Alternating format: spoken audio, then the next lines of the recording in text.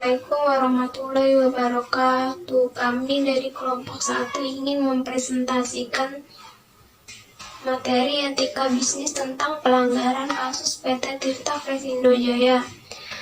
Kasus ini bermula pada tahun 2012, di mana PT Tirta Fresindo Jaya datang ke dua wilayah, yaitu di Kecamatan Baros di Serang dan Kecamatan Cadasari di Pandeglang.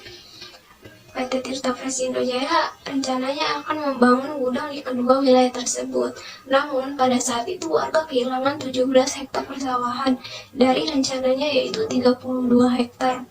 Dan ternyata izin areal tersebut juga berubah menjadi pabrik pengolahan air minum kemasan, sehingga berimbas pada warga yang sudah bertahun-tahun bergantung pada mata air di kaki gunung tersebut itu dan mengalami kekeringan.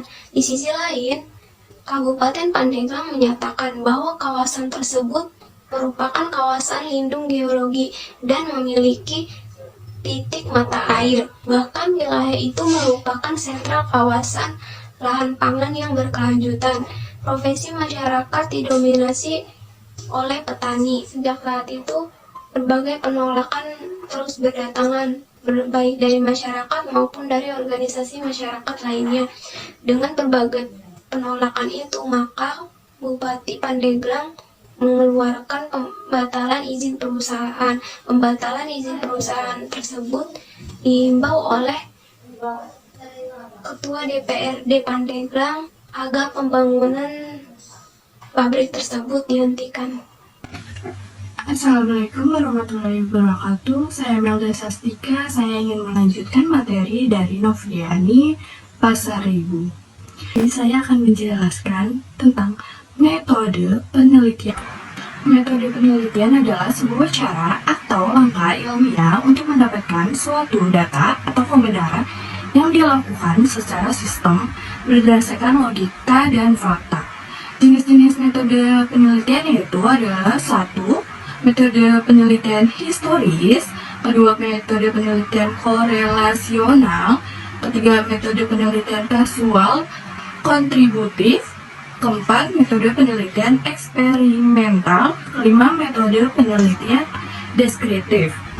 Metode yang digunakan dalam penulisan ini adalah metode penelitian deskriptif, yaitu metode yang membicarakan beberapa kemungkinan untuk memecahkan masalah aktual dan dengan jalan mengumpulkan data, menyusun atau mengklarifikasinya, menganalisis, dan juga menginterpretasikannya. Dan juga ada teknik pengumpulan data adalah metode yang dapat dilakukan penelitian untuk mengumpulkan data tentang masalah penelitian yang sedang mereka lakukan. Membahas tentang profil perusahaan. PT Mayora Indah Tbk didirikan pada tahun 1977 dengan pabrik pertama berlokasi di Tangerang. Kemudian menjadi perusahaan publik pada tahun 1990. Kegiatan usaha PT Mayora saat ini adalah memproduksi dan memiliki 6 divisi yang masing-masing menghasilkan produk berbeda, dan salah satu divisinya adalah PT Tirta Fresindo Jaya dengan lokasi di Kejayaan, Pasuruan, Jawa Timur, dan beberapa lokasi pabrik yang tersebar di Pulau Jawa. Beberapa divisi bisnis PT Mayora Indah. Yang pertama ada divisi biskuit, merek dagangnya antara lain Roma, Danisa, Royalties, Better, dan lain-lain. Divisi wafer, merek dagangnya antara lain Beng Beng, Beng Beng Max, Astor, dan lain-lain. Yang ketiga ada divisi kembang gula, merek dagangnya antara lain Kopiko, Kopiko Milko, Kopiko Cappuccino, dan lain-lain. Yang keempat divisi kopi, merek dagangnya antara lain Torobiko Duo, Torobiko Duo Susu, Torobiko Jahe Susu. Yang kelima ada divisi coklat. Divisi coklat merek dagangnya yaitu Coki-Coki. Yang keenam divisi makanan kesehatan, merek dagangnya antara lain Energen Cereal, Energen Oatmeal, Energen Go Fruit. Yang terakhir adalah divisi beverage, merek dagangnya antara lain Teh Pucuk Harum, Kopiko. Divisi yang terakhir adalah divisi beverage, merek dagangnya antara lain Teh Pucuk Harum, Guava, Le Mineral, dan lain-lain. Di Indonesia, PT Mayora Indah tidak hanya dikenal sebagai perusahaan yang memproduksi makanan dan minuman olahan, tetapi juga dikenal sebagai market leader yang sukses menghasilkan produk-produk yang menjadi pelopor pada kategorinya masing-masing.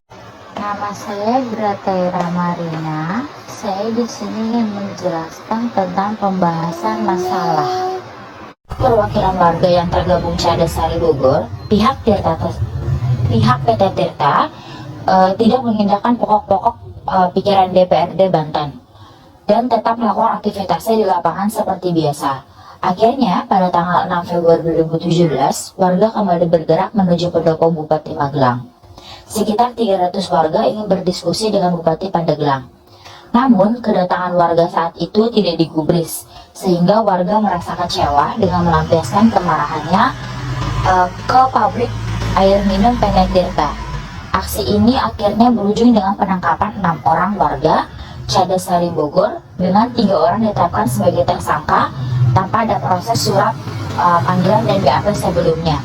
Hingga saat ini aparat kepolisian masih melakukan penyisiran di kampung-kampung dan menahan warga di 2 desa ini. Situasi tersebut melahirkan keresahan di antara warga. Masyarakat sipil yang bergabung dan Komite Nasional Pembaruan Agraria dan Aliansi Tolak Prosentasi Air Mineral menilai bahwa tindakan sepihak yang telah dilakukan oleh aparat kepolisian ini merupakan tindakan penyimpangan dari kewenangan yang dimiliki.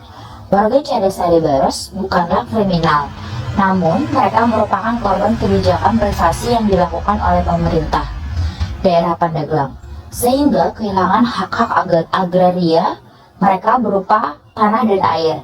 Menurut mereka, hal ini terkait dengan perbuatan tersistematis untuk mengusir warga tempat dan ruang hidup mereka. Alasan masalah karena tidak ada tindakan tegas dari pemerintah Provinsi Banten dan Kabupaten Pandeglang. PT Tirta Fresindo Jaya pun terus melakukan aktivitasnya dengan melakukan eksploitasi air di wilayah Cadasari dan Baros yang tidak mengindahkan SK, pencabutan izin yang dikeluarkan Bupati, serta himbauan DPRD Pandeglang tersebut. Tanggal 11 November 2016, ratusan kiai dan santri yang tergabung dalam Jamiah Iyapudil Muslim Provinsi Banten melakukan istighosah di area kawasan pusat pemerintah Provinsi Banten. Menyikapi tuntutan pihak warga DPRD, akhirnya mengeluarkan pokok-pokok pikiran berupa diantaranya PT Tirta Fresindo Jaya agar menghormati surat Bupati Pandeglang perihal penghentian kegiatan investasi PT Tirta Fresindo Jaya. Yang kedua, PT Tirta Fresindo Jaya agar segera menghentikan aktivitas kegiatannya. Dan yang ketiga, kepada Bupati Pandeglang untuk segera dapat mengambil langkah-langkah guna penghentian kegiatan PT Tirta Fresindo Jaya. Dan yang keempat, kepada aparat kepolisian agar dapat membantu untuk menghentikan kegiatan PT Tirta Fresindo Jaya di lokasi sebagai yang dimaksud. Assalamualaikum warahmatullahi wabarakatuh. Saya akan menjelaskan tentang solusi pelanggaran etika bisnis yang dilakukan oleh PT Tirta Fresindo Jaya. Yang pertama, jajaran kepolisian yakni Polda Banten dan Polres Pandeglang agar segera membebaskan 3 orang warga Cadasari Baros yang telah ditetapkan sebagai tersangka tanpa proses hukum yang jelas. Yang kedua, pihak kepolisian Polda Banten dan Polda Pandeglang untuk segera menghentikan tindakan penyisiran yang dilakukan ke rumah-rumah warga sehingga meninggalkan teror dan ketakutan di kalangan warga. Yang ketiga, pihak kepolisian Polda Banten dan Polres Pandeglang untuk segera memproses tindakan pelanggaran hukum yang dilakukan oleh PT Tirta Fresindo Jaya yang telah merampas hak-hak agraria warga Cadasari Baros. Yang keempat, PT Tirta Fresindo Jaya agar menghormati surat Bupati Pandeglang nomor 0454-16-BPPT-BPPT-2014 tertanggal 21 November 2014 perihal penghentian kegiatan investasi PT Tirta Fresindo Jaya. Selanjutnya, saya akan bacakan kesimpulan. Dalam menjalankan aktivitas bisnisnya, hendaknya perusahaan menerapkan dengan benar prinsip-prinsip etika bisnis. Tujuannya agar meminimalisir pelanggaran-pelanggaran yang telah tentu saja akan merugikan masyarakat. Secara umum, etika dalam berbisnis merupakan acuan cara yang harus ditempuh oleh sebuah perusahaan untuk mencapai tujuan yang sudah ditentukan. Untuk itu, etika bisnis memiliki prinsip-prinsip umum yang dijadikan fondasi untuk melaksanakan kegiatan agar tujuan bisnis dapat tercapai. Itu saja yang bisa kami sampaikan, kurang lebihnya mohon maaf. Wassalamualaikum warahmatullahi wabarakatuh.